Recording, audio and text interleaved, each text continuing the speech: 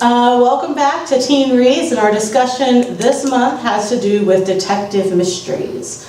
And I chose to read Running Girl, and it's by Simon Mason, and the tagline is, "A breakup, a murder, the chase is on." And what's kind of ironic to me about this is that our lead character, the sleuth, the detective, couldn't be more lazy. And so when we talk about a chase, it's going to be the slowest chase ever.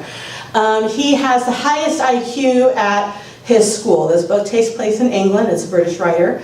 And he has the highest IQ. If he bothers to attend his classes, he might pass. But as his headmistress points out, he has also the lowest GPA ever recorded at that academy. He just can't bother himself to go to school. He finds it boring. He'd rather go and smoke dope with his friends. And he doesn't necessarily, as I point out, hang out with most desirable people. But then what he does love is he loves math. He loves to think of complex puzzles. And he also has a photographic memory. And so a lot of times his mom will come in and she'll see him just sitting there staring at nothing.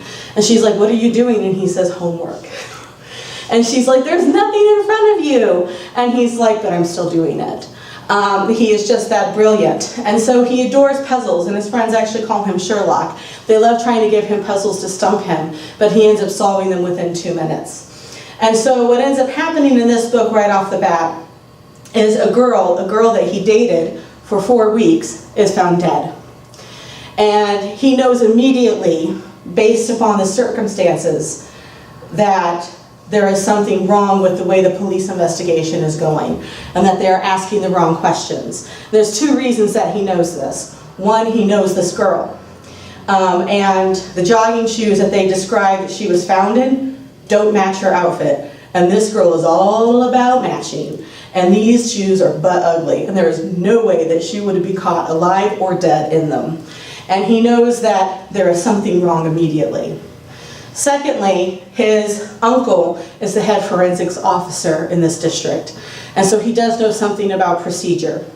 And he knows that the new detective that is on the scene isn't going around and asking the right questions. And so he immediately sticks his nose in 2 things. Now, Garvey, the main character, isn't concerned about missing classes when it comes to solving crime, because let's face it, he didn't go to classes to begin with.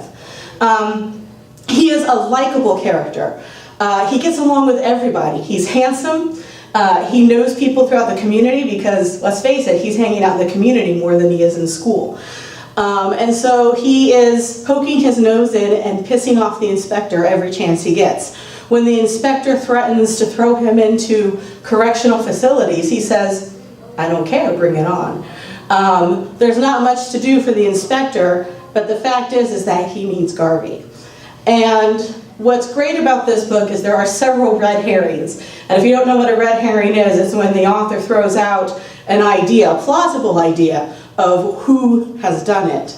And you buy it, but then that's not it. And so Garvey finds himself actually in a lot of dangerous situations because he doesn't mind pissing people off, and he does, and they come after him big time. Running Girl is an awesome mystery book.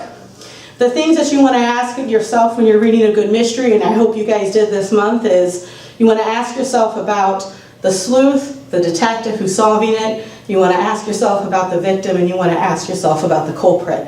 Are there motivations? Are the reasons that they're doing what they're doing, do they feel real and authentic? And the answer in the case for all 3 of these is yes. I'm not going to reveal too much in case you want to read this book, which I highly recommend. It is the first of a proposed series.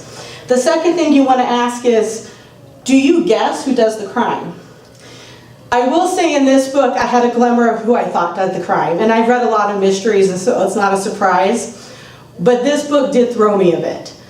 Because there are a lot of potential suspects in it. The author does a really great job of keeping you guessing right to the end. So, I hope that you enjoyed your path on discovering clues in your own mysteries, and I hope that you keep on guessing. Until next time, keep reading.